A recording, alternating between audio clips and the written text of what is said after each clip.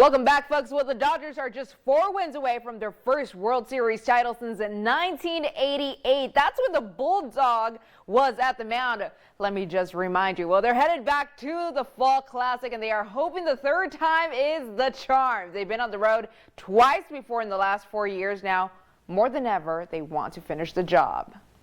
One tonight. This time he hits the ball to deep right field. Cody Bellinger has done it, and the Dodgers lead in Game 7.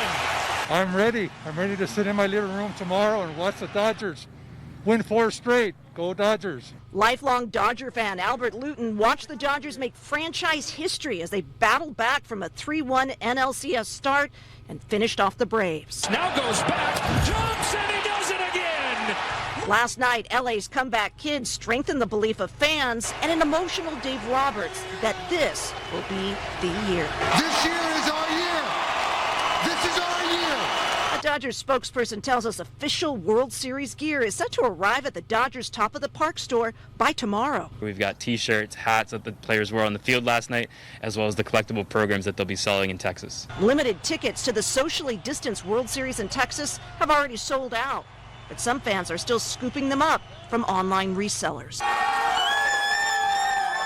Last night, some fans watched the dramatic game on restaurant patios, while others caught it on this giant screen in the Dodger Stadium parking lot. This morning, the Dodgers started selling more drive-in tickets for the World Series. It's as close as you're going to get to a World Series game in LA. We had around 900 cars here last night, creating a really great atmosphere down there. Dodger fans coming together to root the team on to victory.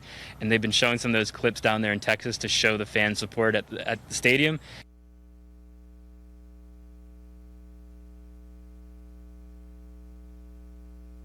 All right, this Dodger talk is something that we've been waiting for forever. As an LA native, Christian, just how excited are you for this World Series? I mean, the Lakers just won the NBA championship. So how do you feel about this if, you know, what happened? This has literally been me since yesterday, a smile from ear to ear. Don't tell anyone I'm secretly wearing my Dodgers shirt under my student tie right now. As a true I love fan. the excitement. I love the true fan energy. Now, do you think that third time's a charm? You know what? I really do think so. I really do think it is, and I think they're going to take it home, and we're ready. I'm ready. I'm ready for it. Are you ready for it?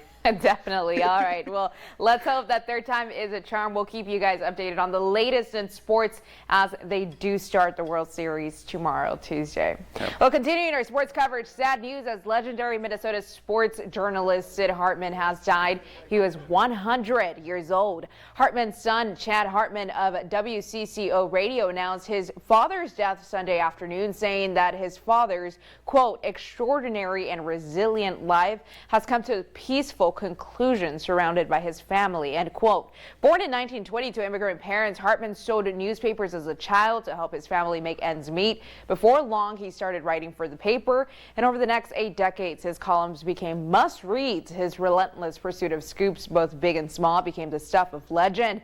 When he was 61, he started the Sports Huddle on WCCO Radio with co-host Dave Mona. Now, the weekly sports show became a staple for sports fans and lasted 40 years on air. Over the decades of reporting, Hartman developed close relationships with sports icons such as former Vikings coach Bud Grant and the General Bobby Knight. Former WCCO sports director Mark Rosen wrote that he was internally grateful to be one of Hartman's close friends.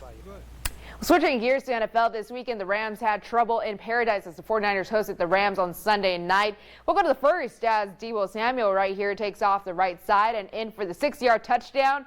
It's easily 7-0. And then in the second, Jimmy Garoppolo would continue this feat. He completes it to George Kittle, who takes it 44 yards for the touchdown. That guy is gone. Steps on the gas pedal and in the end zone. And they're excited. Of course, the 49ers are excited, but the Rams are worried at this point. Jared Goff would be here, completes it to Robert Woods, and then it would be a 10-yard touchdown, 14-6. And they're finally on the board. Now Rams fans excited at this point, but Jimmy Garoppolo in the second completes it to Brandon Ayuk for the 2-yard touchdown. Didn't even have to go that far. And the 49ers are up once again and added. In the third, the Rams going forward, 4th and goal from the 2. Jared Goff's pass is intercepted in the end zone, folks. Intercepted.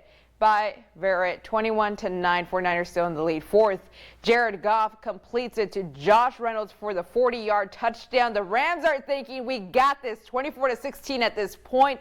Eventually, it would be too late in the fourth because Jimmy Garoppolo in the next play kneels down to run out the clock. 24-16.